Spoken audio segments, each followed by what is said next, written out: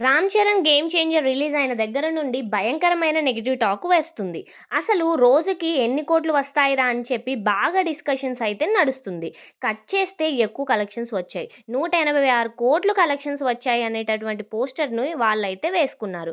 ఇది చూసిన తర్వాత ప్రతి ఒక్కరు తిట్లయితే తిడుతున్నారు. నిన్న సినిమా బాలేదని ఎంతమంది ట్రోల్ చేశారో తెలియదు కానీ, ఇవాళ ఈ కలెక్షన్స్ ఫేకు, ఏసుకోవడానికి సిగ్గు లేదా అని ప్రతి ఒక్కళ్ళు కామెంట్ చేయడం మనమైతే చూడొచ్చు. నిజానికి ఎన్ని కలెక్షన్స్ వచ్చాయి అని గూగుల్ తల్లిని అడిగినట్లయితే 50 కోట్లు అని అంటుంది. మనము ఒక అంచనా వేద్దాం.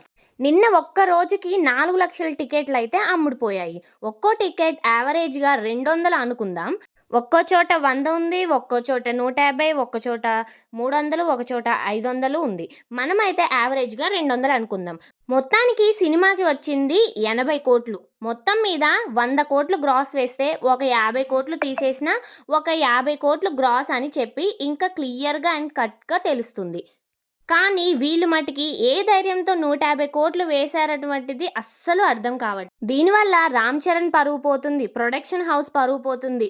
ఇప్పుడు వచ్చేటటువంటి అప్కమింగ్ మూవీ కలెక్షన్స్ కూడా ఫేక్ అని చెప్పి అర్థమవుతుంది.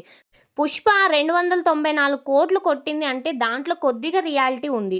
150 కోట్లు దానికో 40 కోట్లు యాడ్ చేసుకున్నారు అంటే బాగుంటుంది. దేవర 152 కొట్టినా దానికి 20 కోట్లు యాడ్ చేసుకొని 172 కోట్లు అయినా పోస్టర్ వేసుకున్నారన్నా బాగుంటుంది. కానీ వీళ్ళు ఏకంగా 130 కోట్లు యాడ్ చేయడం అయితే చాలా బాధగా అనిపిస్తుంది. సో, దీని మీద మీ ఒపీనియన్ ఏంటో ఖచ్చితంగా తెలియజేయండి. మీరు 'గేమ్ చేంజర్' రివ్యూ చూసారో లేదో, చూడకపోతే మాత్రం పక్కాగా మన ఛానల్‌ని విజిట్ చేసి రివ్యూనైతే చూసేయండి. సో, దీని మీద ఈ కలెక్షన్స్ మీరు ఫేక్ అనుకుంటున్నారా, రియల్ అనుకుంటున్నారో కూడా కామెంట్ చేసి ఖచ్చితంగా సబ్స్క్రైబ్ చేసుకోవడం మాత్రం మర్చిపోకండి.